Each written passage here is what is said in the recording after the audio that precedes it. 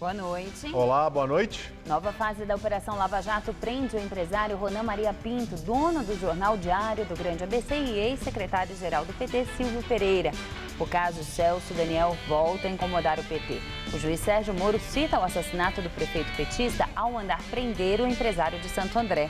No Jornal da Gazeta, edição das 10, uma entrevista exclusiva com Bruno Daniel, irmão do ex-prefeito de Santo André. Ele diz ter esperança de que a Lava Jato possa lançar luz sobre as investigações do assassinato de Celso Daniel.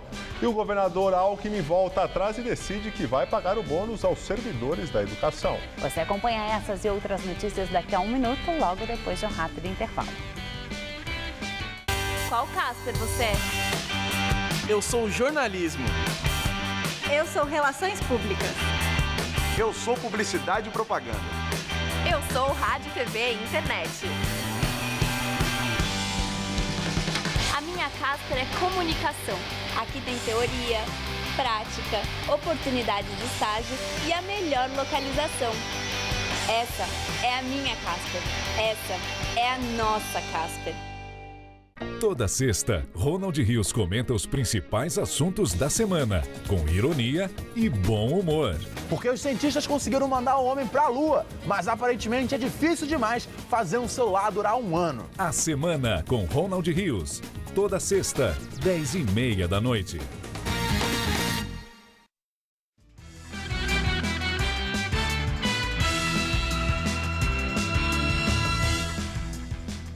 Foi deflagrada hoje mais uma fase da Operação Lava Jato, a 27ª.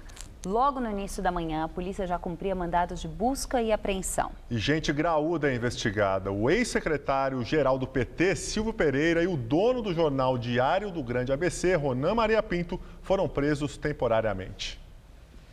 A nova fase foi desencadeada na Grande São Paulo. A Polícia Federal cumpriu 12 ordens judiciais. O empresário Ronan Maria Pinto, dono do Jornal Diário do Grande ABC, e o ex-secretário-geral do PT, Silvio Pereira, foram presos e levados para Curitiba. O ex-tesoureiro do PT, Delúbio Soares, foi uma das pessoas obrigadas a prestar depoimento nesta manhã. Ele foi trazido aqui para a sede da Polícia Federal em São Paulo, chegou por volta de 8 horas da manhã em uma viatura, foi ouvido por delegados da Operação Lava Jato e depois liberado. Há cerca de 20 dias, Delúbio teve a pena perdoada pelo Supremo Tribunal Federal no caso do Mensalão. Em 2013, ele foi condenado por corrupção ativa e formação de quadrilha. Chegou a cumprir parte da pena, mas em uma nova decisão do STF foi absolvido do segundo crime. Também foi conduzido a prestar depoimento em Brasília o jornalista Breno Altman, diretor editorial do site Opera Mundi. A investigação apura um empréstimo de 12 milhões de reais feito em 2004 pelo Banco Chaim ao pecuarista José Carlos Bunlai, preso durante outra fase da Operação Lava Jato. Bunlai é amigo pessoal do ex-presidente Lula. Em depoimento, ele relatou que metade desse valor foi destinado ao pagamento de dívidas do PT e a outra metade para o empresário Ronan Maria Pinto.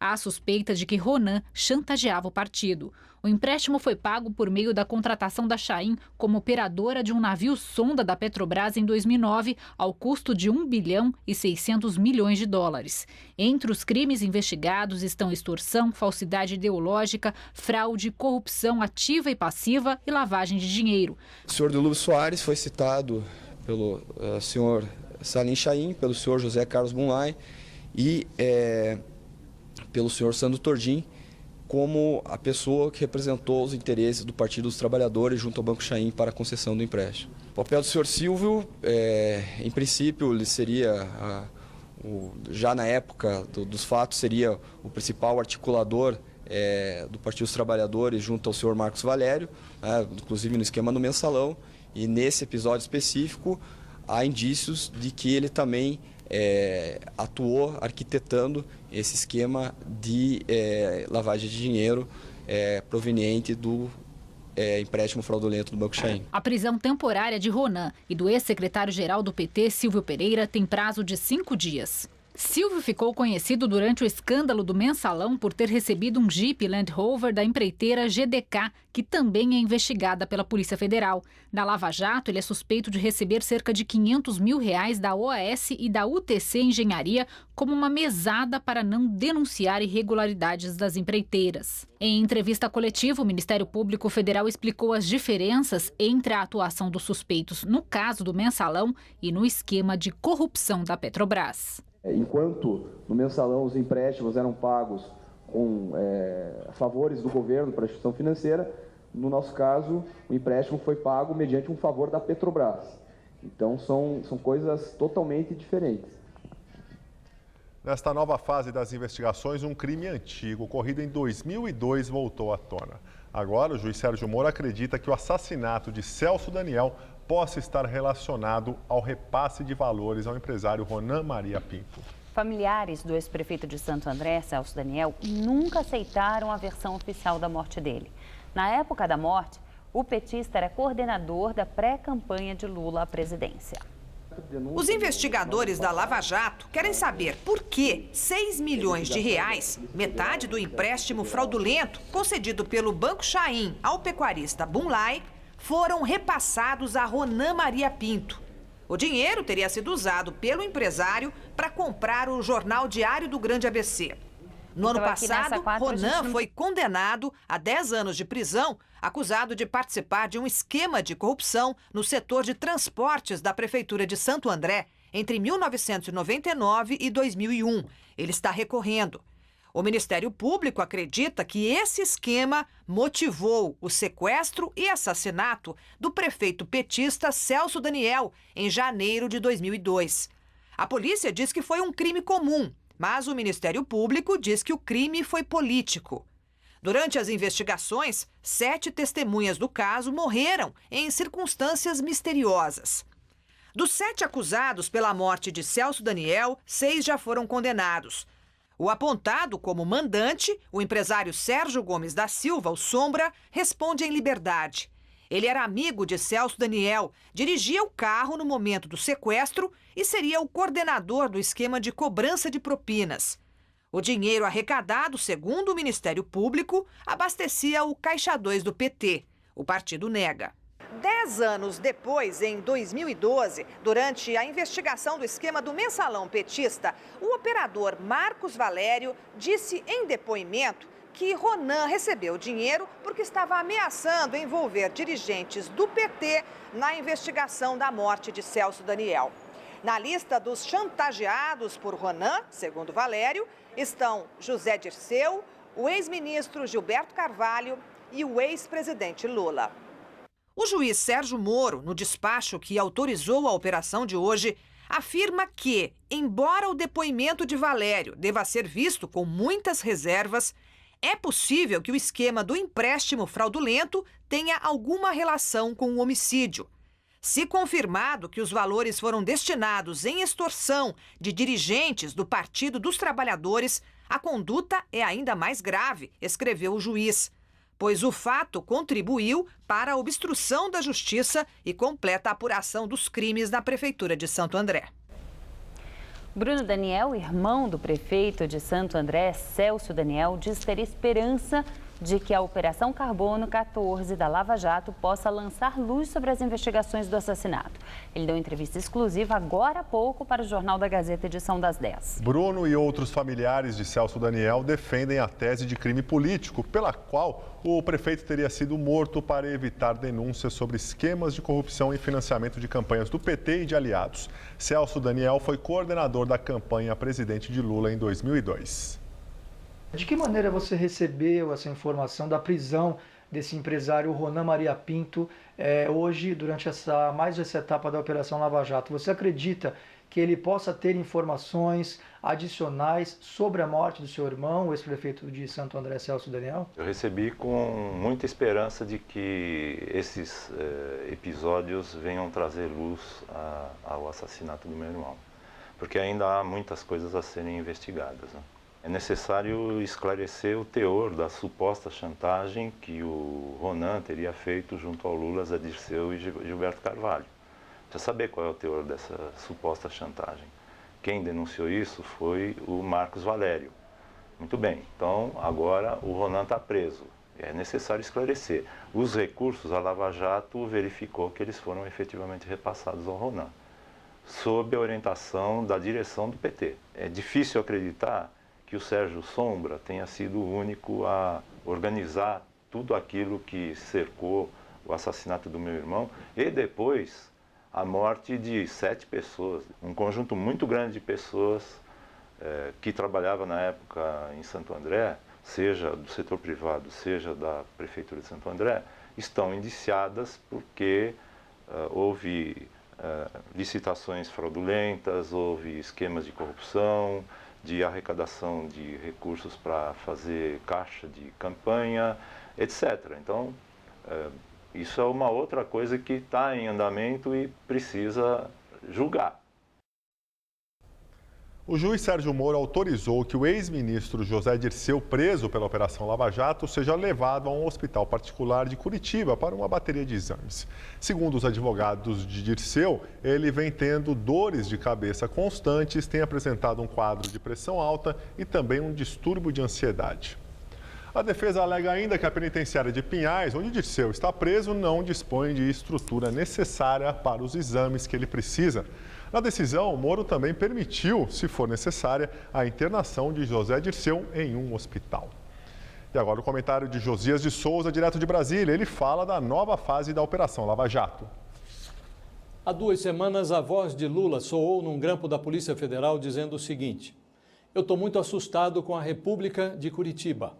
A nova fase da Lava Jato deflagrada hoje mostra por que Lula anda tão preocupado. Compondo um enredo de filme policial que mistura morte, extorsão e roubo, a turma da Lava Jato acomodou no mesmo quadro os 3 grandes escândalos da era petista: o assassinato do ex-prefeito Celso Daniel, o Mensalão e o Petrolão. A investigação mostra que há uma conexão entre esses casos. É tudo muito assustador, mas o que mais espanta é a reincidência. Nesse momento, em combinação com Dilma, Lula oferece cargos e verbas em troca de votos contra o impeachment. Lula compra deputados de partidos como o PP, Partido Progressista, que esteve no Mensalão e que frequenta agora o Petrolão com mais de 3 dezenas de filiados enrolados. Ou o PR, do mensaleiro Valdemar Costa Neto. Amanhã, quando tudo isso se transformar num novo escândalo, Dilma e Lula dirão que não sabiam de nada. Ambos são muito virtuosos. Eles só têm um defeito: mentem um pouco. Boa noite. A delação do senador Delcídio do Amaral não será incluída no processo de impeachment que corre na Câmara dos Deputados. O pedido do deputado Arnaldo Faria de Sá, do PTB de São Paulo, foi negado pela ministra do Supremo Tribunal Federal, Rosa Weber, que entendeu que não cabe intervenção judicial no trabalho que já está em curso. Primeira-dama do Peru nega ter recebido dinheiro de empreiteiras brasileiras envolvidas na Operação Lava Jato. Nadine Heredia, mulher do presidente Ollanta Humala, depôs diante de uma comissão que investiga o suposto pagamento de subornos de empreiteiras brasileiras para obter contratos no Peru. Como líder do Partido Nacionalista, ela foi questionada sobre a campanha eleitoral de 2011, quando teria recebido contribuições em troca de obras no futuro governo. Nadine reconheceu que o marido se reuniu com empresários durante a corrida presidencial, mas considerou normal que empresas com interesses no Peru quisessem conhecer as propostas dos candidatos. Documentos encontrados com uma secretária da Odebrecht pela Polícia Federal levantam suspeitas sobre pagamentos no valor de R$4.800.000. Logo no início da manhã, Eduardo Cunha já estava na Câmara dos Deputados. Hoje houve mais uma sessão. Foi a 9ª entre as 10 que a presidente Dilma Rousseff tem como prazo para a defesa. E o tempo está acabando. O limite para que ela apresente as alegações no processo de impeachment é segunda-feira. A sessão aconteceu hoje cedo e começou por volta de 9 da manhã, o que não é usual na Câmara. A sessão de debates teve a participação de 61 parlamentares e contou como a penúltima para o fim do prazo para a presidente Dilma Rousseff apresentar a sua defesa no processo de impeachment. Em acordo com a oposição, o presidente da Câmara, Eduardo Cunha, tem convocado sessões todos os dias, inclusive às segundas e sextas-feiras. Na segunda, já está convocada uma sessão extraordinária e também haverá reunião da Comissão Especial do Impeachment. Segunda-feira, às 17h30, o advogado da presidente virá trazer e protocolar, evidentemente, a defesa da presidente e fazer a defesa oral que ele achar necessária durante 30 minutos. Quando terminar a comissão, você tem 96 horas. 4 dias para poder ser votado. Nós não vamos marcar dia para nada, nós vamos simplesmente dar sequência. Mais um ato contra o impeachment no Palácio do Planalto, o terceiro seguido. A presidente Dilma Rousseff assinou hoje decretos que desapropriam terras para a reforma agrária e regularização de quilombos. O evento faz parte da estratégia do governo de organizar a chamada Agenda Positiva, num período de intensa turbulência política. Durante a cerimônia, ao falar onde ficavam os locais beneficiados, Dilma se atrapalhou e trocou a palavra quilombolas por colombolas. Retrato de mais uma semana difícil que a presidente enfrenta. Oficializam a legítima ocupação de terras pelas comunidades quilombolas. Em Sergipe. Em outro momento, ao dizer que se orgulhava da lei de cotas nas universidades públicas, Dilma disse que ela está em vigor desde 2018. O correto é 2012. Eu me orgulho muito, tanto da lei de cotas nas universidades públicas, que está em vigor desde 2018. Ao discursar, o coordenador nacional do MST, Alexandre Conceição, chamou o juiz Sérgio Moro de golpista e o acusou de ter há 3 anos determinado a prisão de integrantes do movimento. O juiz Moro, esse golpista, prendeu nossos companheiros há 3 anos atrás, sem nenhuma justificativa, e hoje, graças a Deus e à liberdade desse país e à justiça que ainda existe, estão todos soltos, porque nós não cometemos crime, crime comete o latifúndio, e esse juiz que faz da sua capacidade de juiz, da sua caneta de juiz, faz as maldades contra esse povo brasileiro. Conceição também chamou o presidente da Câmara dos Deputados, Eduardo Cunha, do PMDB, de bandido e criticou os veículos de imprensa. O ex-ministro da Educação, Cid Gomes, protocolou um pedido de impeachment do vice-presidente da República, Michel Temer. Gomes cita a mensagem de texto do celular do ex-presidente da empreiteira OAS, Léo Pinheiro, na qual foi mencionado o pagamento de 5 milhões de reais a PMDBistas. O ex-ministro diz que Temer deve ser responsabilizado pelas denúncias que envolvem o PMDB e seus integrantes, já que é o presidente nacional do partido. A assessoria de Temer informou que ele não vai comentar. Não se esqueça que você pode participar do Jornal da Gazeta, edição das 10. Para isso, é só enviar fotos e vídeos de até 1 minuto para o Gazap. Envie para a gente os problemas do seu bairro, da sua cidade, o que você quiser denunciar. E a denúncia de hoje é de Alexandre, de Nazaré Paulista, na Grande São Paulo. Olá, boa noite. A reclamação de hoje mostra o sufoco enfrentado por alunos da Rede Municipal de Ensino em Nazaré Paulista, aqui na Grande São Paulo. As crianças tendo que subir um morro de mais ou menos 1,5 km no meio da lama. Segundo o Alexandre, o telespectador que gravou esse vídeo, isso acontece sempre que chove. A estrada de terra vira um lamaçal e as crianças têm de subir o morro a pé até chegar à estrada de asfalto. Conclusão, elas chegam ao colégio em Mariporã, na cidade vizinha, completamente sujas, claro. A Prefeitura de Nazaré Paulista, responsável pela estrada, diz que faz reparos frequentes no local, mas que as chuvas dos últimos dias têm prejudicado o trabalho. Você também está insatisfeito com alguma coisa perto da sua casa? Grave um vídeo e mande pra gente. Pegue o seu celular, grave na posição horizontal para a imagem ficar maior e melhor e mande pra gente. O número é 11 aqui de São Paulo, 991616121 e o passo a passo também está no nosso site. Então, te vejo amanhã. Até lá! E uma péssima notícia para o nosso bolso. O governo autorizou o reajuste para medicamentos. O aumento nos preços pode ser de até 12,5% e começa a valer a partir de hoje. O reajuste é válido para mais de 9 mil medicamentos com preços controlados pelo governo. É a primeira vez em mais de uma década que a União autoriza um reajuste anual de preços acima da inflação. Entre março de 2015 e fevereiro de 2016, o IPCA ficou em pouco mais de 10%. Segundo a Interfarma, a associação que representa os laboratórios, a alta do dólar e das tarifas de energia elétrica tiveram impacto nos custos da indústria farmacêutica. O saldo da balança comercial em março foi o maior já registrado desde o início da série histórica, iniciada em 1989. E segundo os dados divulgados hoje pelo Ministério do Desenvolvimento, é o melhor resultado para meses de março em 28 anos.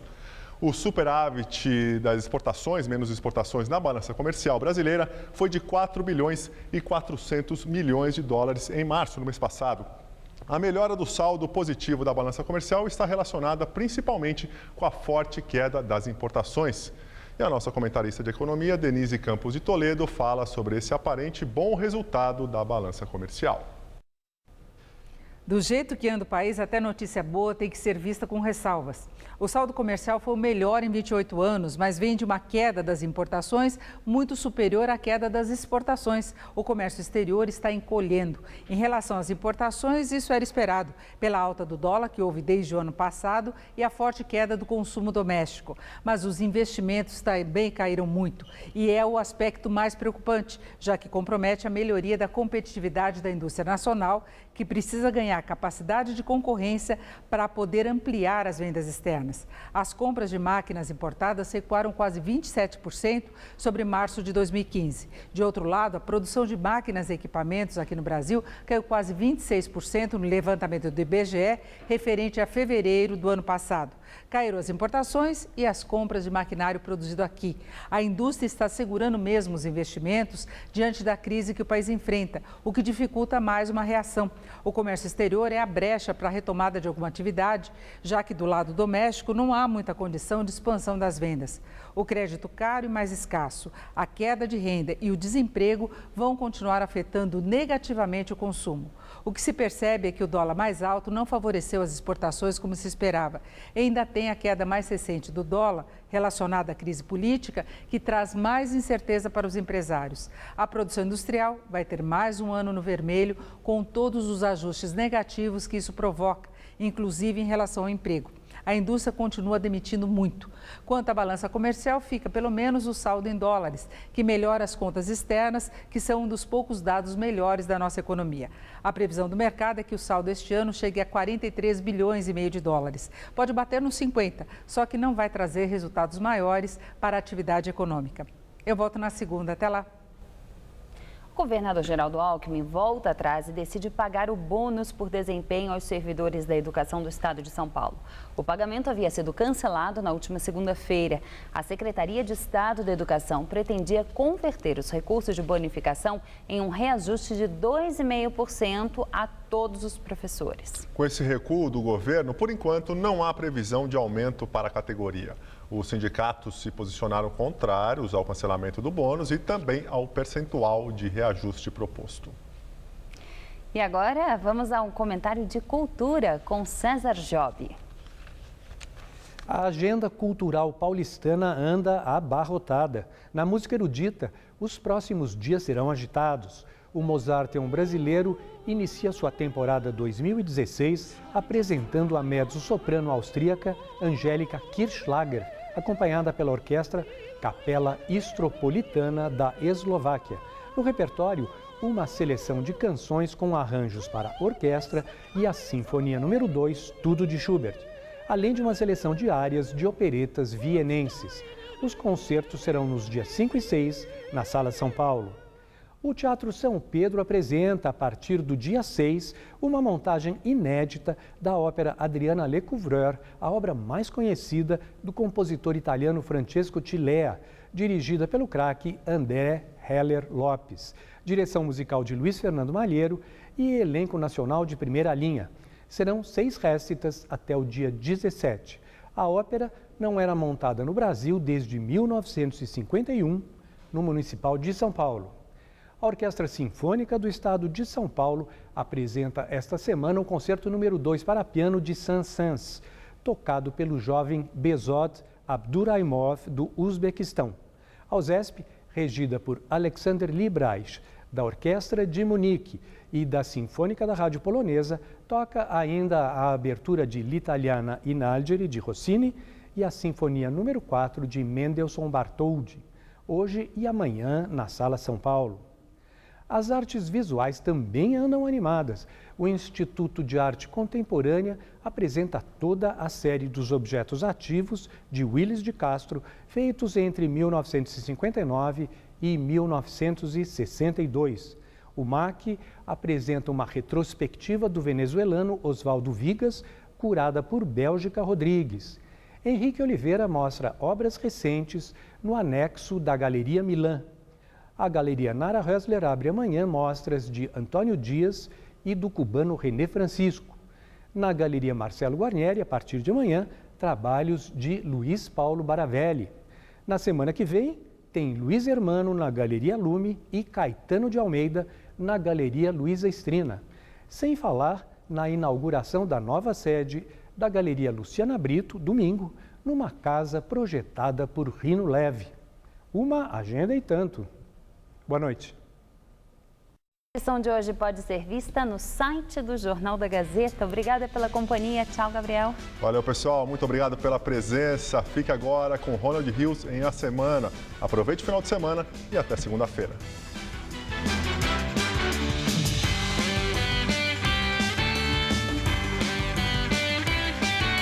Ronifon recebe a cantora Luísa Meio da Vila no Todo Seu. Daqui a pouco, 11 da noite. Assista agora A Semana com Ronald Rios.